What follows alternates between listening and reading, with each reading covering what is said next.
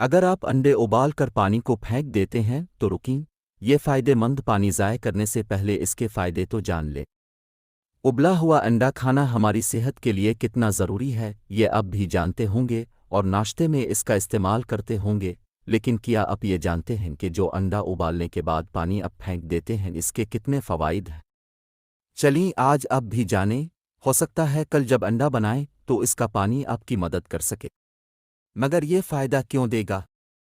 क्योंकि अंडे उबालते वक्त अंडे से कुछ मिनरल्स का इखराज होता है जो कि पानी में शामिल हो जाते हैं और यही मिनरल्स आपको दर्ज झैल फ़ायदे देते हैं।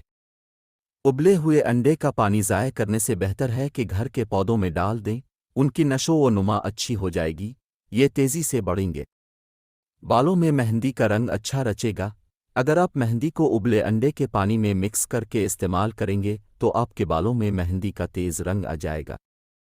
खूबसूरत जल्द तो सबको पसंद होती है और सब फेशियल भी करते हैं, तो एक दफ़ा बेसन में उबले हुए अंडे का पानी शामिल करके चेहरे पर लगाएं, फिर कमाल देखें। अगर ये वीडियो आपको पसंद आई है तो इसको शेयर कर दें ताकि किसी और का भला हो सके और हमारे चैनल को भी सब्सक्राइब कर दें ताकि आप इस तरह की आने वाली और मुफीद वीडियोज़ देख सकें। शुक्रिया।